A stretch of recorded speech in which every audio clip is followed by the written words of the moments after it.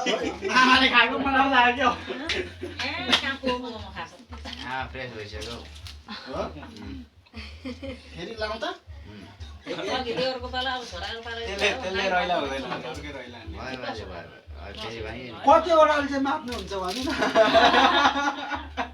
एकले खायो भने त दुईटा खायो भने ढिल्ली भइहाल्छ नि हौ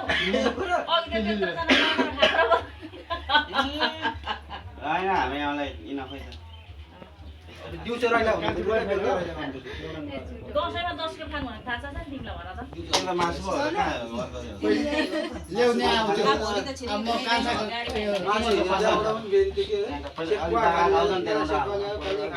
दसैँको दिन पनि सेको खान्छ त यहाँ मासु मासु भाइ बहिनी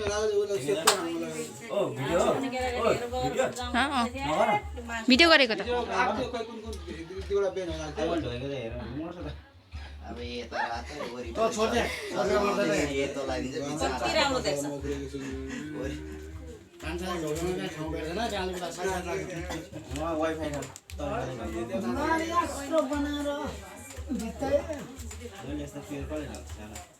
नेजाउ तिमी पनि छेउमा अहिले गल्छ भोलि पर्सि अझै नाति नाति खाल भएछ बाजे त टिका लाउँदा लाउँदा लाउँदा बढेर यहाँ हुन्छ होला त्यो राखेको छ दे हुन्छ बाजे थिए अब यो मात्र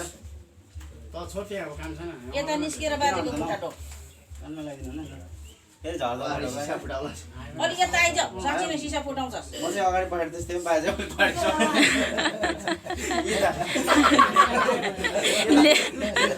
यसलाई साह्रो गाह्रो छ हौ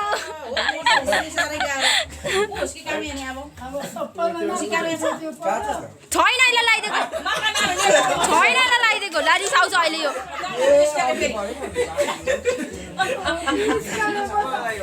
आला चाला निस्केर फेरि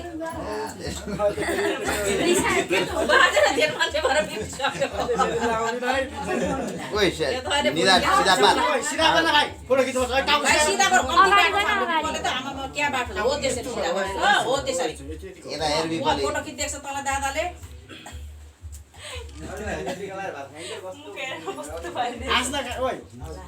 स्मास गर्न अन्त स्मास गर्नु भन्नु त्यस्तो अब दाजु त स्यामा छ ने तिमी यो भिडियो बनाऊ न अनि तेरो पाला म त भात पो दिनुपर्ने त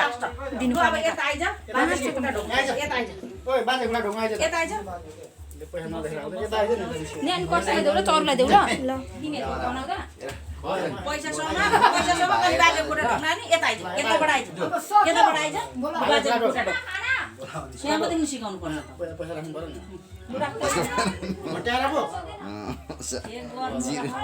ल बाजे खुट्टा ढोक हो स्यामदेखि सिक्नुपर्छ हो त्यसरी खुट्टा ढोक्नुपर्छ लु आइज यता अब